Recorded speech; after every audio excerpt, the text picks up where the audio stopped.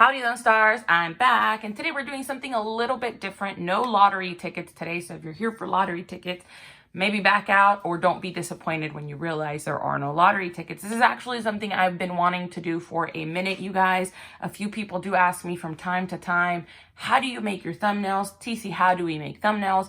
On the other side of that, I also see people who desperately need help learning to make thumbnails. And it took me back to thinking about when I first started with the platform. It was a long time ago, but I think the issue remains the same for people coming on even today.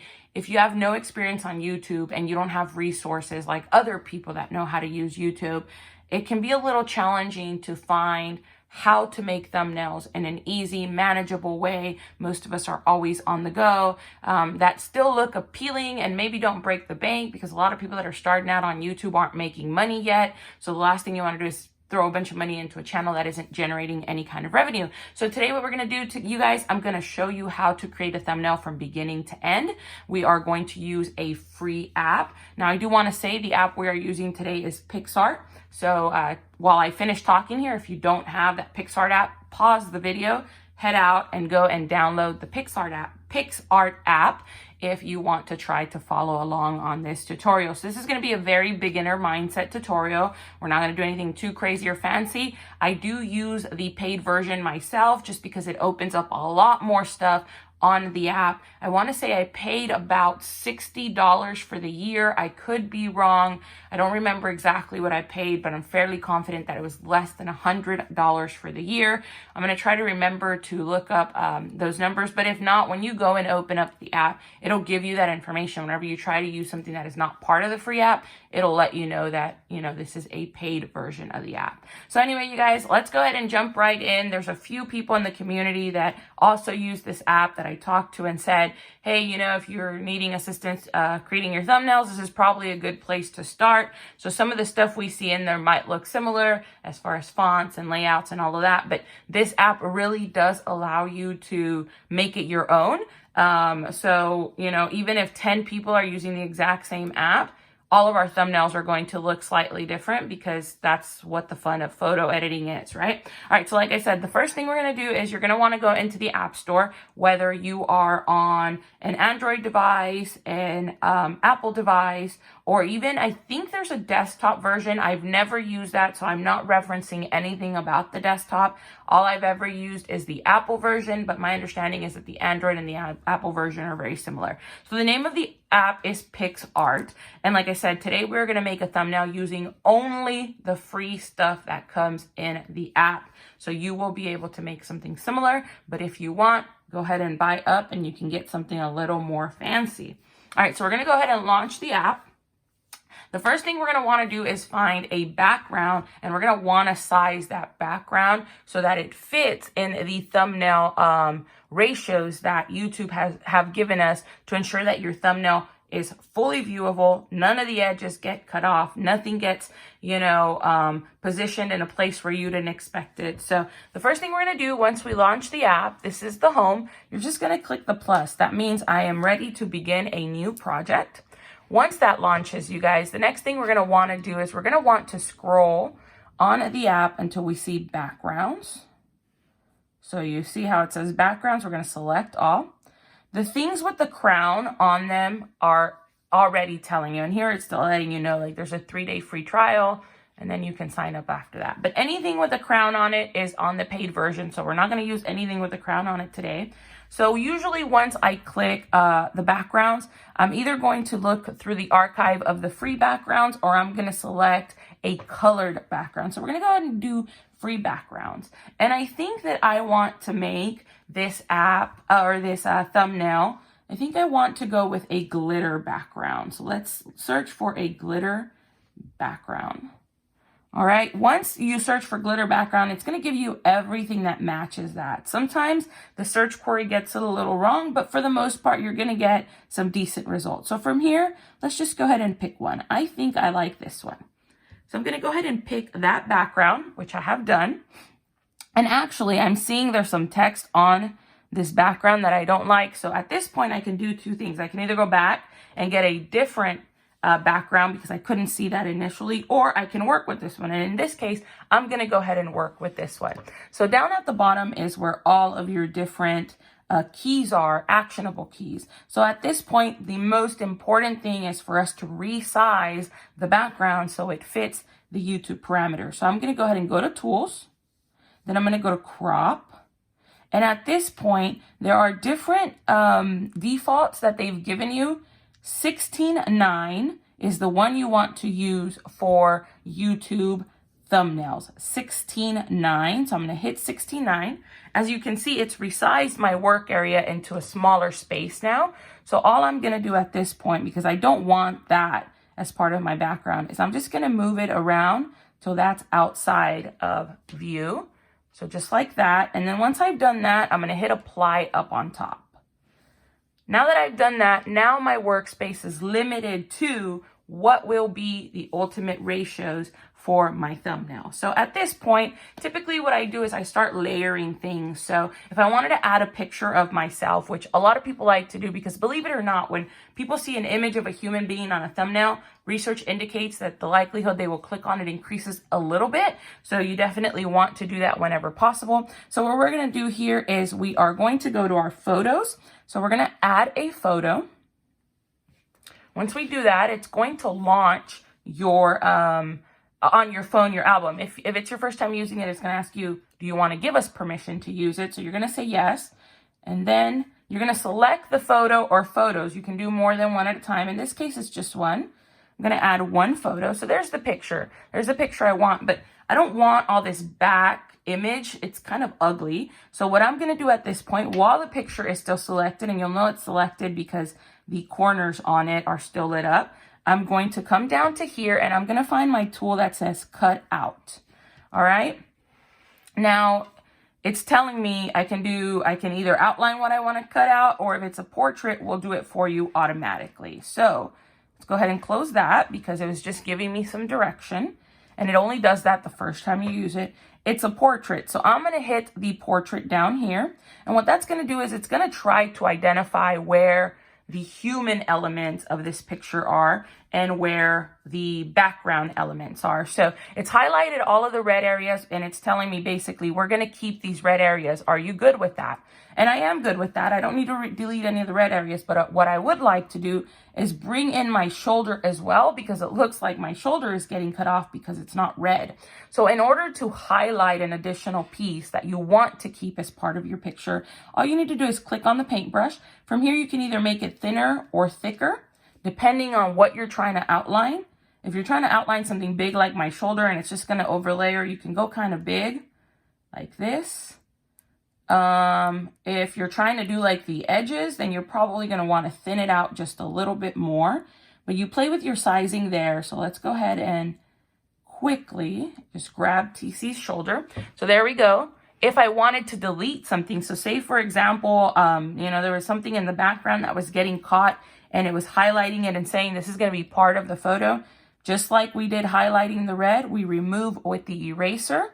So let me remove a piece of my shoulder here. All right, so I've done that, and maybe I'm like, oh my God, I didn't mean to do that. Don't panic. You have undo buttons up here. Undo all the way till you're back to what it is that you wanted. All right, so we're almost there. Undo, undo, undo. There we go.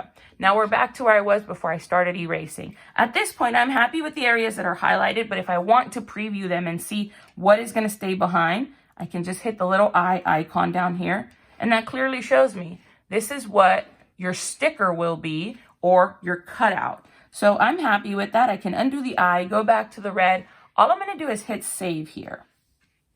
Now what that's done is it's eliminated the background of the photo, so it's become transparent, and now I'm working with the background of this thumbnail. So here's what we're going to do. We're going to go ahead and make this a little bit bigger because I want me to be a little bit bigger.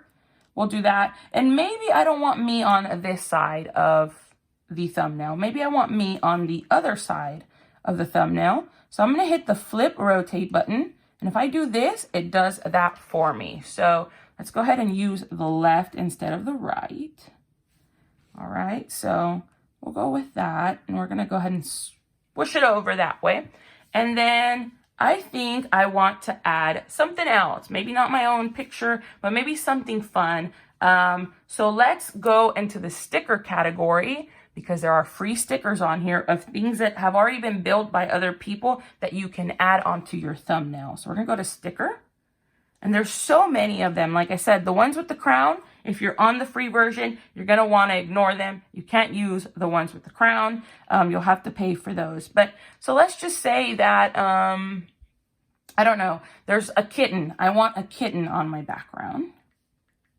All right, I love kittens. People love kittens. So we're gonna see if we can find a free kitten that is adorable for us to put on our thumbnail. Ooh, I kind of like this kitten, and I kind of like that kitten, but he costs money, he doesn't. Let's see. As you can see, we have a lot of things that came back. So I think what we're gonna do is we're going to go and pick him, the Do It kitty. We're gonna say, do it. All right. Oh, actually, he's the paid one. So this is what's going to happen when you select a paid one. So let's find a free kitty. I forgot. Let's see. And like I said, some of these were made by people that use the platform themselves. So the quality varies from each to each. All right. I like this kitty, and he's free. All right. So we've got ourselves a kitty. Look how adorable he is. I can shrink him. I can make him bigger. If I change my mind about him, I can hit the X to delete him, but I'm not going to change my mind about him because look how freaking cute he is. So we're going to put him right there. We're actually going to make him a little bigger. We're going to lay some font over this. All right, so usually the last step at this point is adding font. So let's go ahead and add some font, and this is actually the thumbnail I am going to use on the thumbnail for this video, because I think that would be kind of cool. We built it on the video, and then that's what we end up using. So down at the bottom, we're going to go down to where it says text. We're going to enter what we want our text to be. So let's make a, oops, I hit the wrong key. Let's make a, and then you're just using your keyboard. If you hit return, it'll take you down to the next line, a thumbnail. All right, so there we go. Always use your spell check. You don't want to seem silly because you don't spell something, right? And as I'm looking at my space, and here's what I can do. I can go ahead and say, yes, this is my font. I'm going to click the check mark up on top. As I'm looking at the space, I'm thinking, ooh, that's a lot to put on the first line. Let me double click it and let me edit that. Let's go ahead, and once I have double clicked it, I'm back in edit mode. I'm going to move it to the next line, and it's going to look like that instead. So let's try that font. See how we like it. All right, so that works a little bit better. The word thumbnail is kind of big. I'm not really liking that too much. So I think what we're going to do is we're going to play with fonts here. There's a lot of free fonts. So it's giving you the default font, which is the Archivo Black, I think is how you pronounce that. But from down here, you can pick any of the ones that are not stacked with a crown next to them. So let's see if we can find my favorite free one, because it's pretty eye-catching. I think it's called Luckiest Guy. There we go. So we're going to pick Luckiest Guy. Don't take Mr. Kitty. We're going to leave Mr. Kitty right where he was.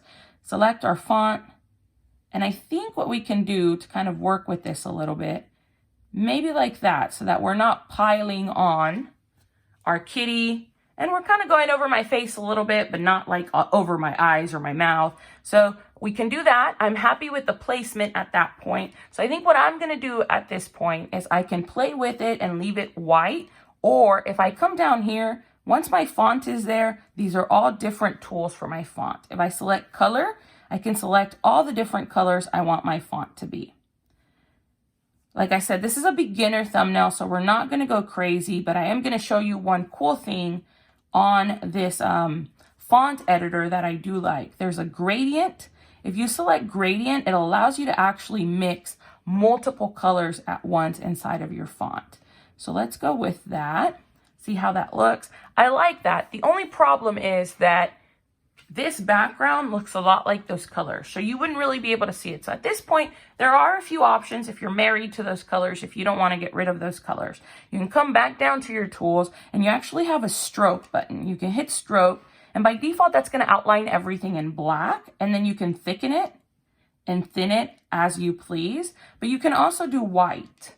You can also make it white. So in this case, I'm like, hey, it doesn't look too bad with the white. It still makes the font stand out. It still blends in nicely with the rest of my thumbnail. I think I'm happy with that. So I can stop playing with the stroke and instead move on to shadow. What the shadow does is it makes things look like they pop out a little bit more. By default, when you turn a shadow on, it's going to be black in color, but you know, you can control that and change it to whatever color you want. So the opacity is how see-through, how opaque, see-through you want that shadow to be. So that depends on you. Obviously, the more opaque, the more invisible it becomes. So you would probably want to keep it darker. You can move the position of it up or down, however you want.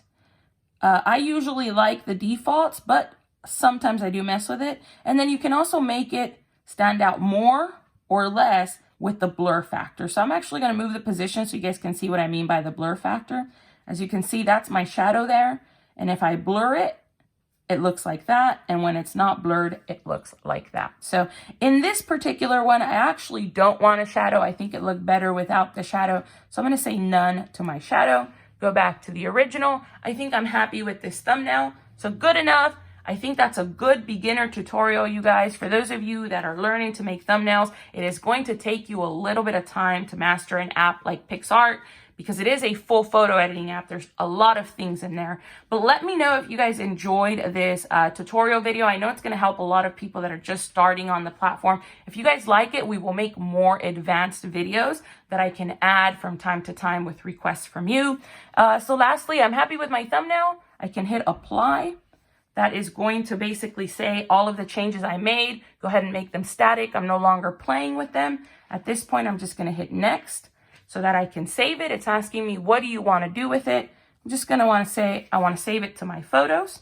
So now I'm going to go ahead and close the app. All right. And if I go to my photos here, there we go. There is my thumbnail inside of my photo, my photo album. So there it is. Now you would just upload as you typically would. Anyway, that's it for me, you guys. If you're watching this video for the first time on my channel and this isn't what you regularly would come for, I encourage you to stay. It's a fun place. And if there's anything that I can do to help you on your journey through YouTube, I'd be happy to do it. That's it for me, you guys. Thank you so much for watching. Don't forget to smash the like button. Don't forget to leave a comment down below. We'll talk to you soon. Bye.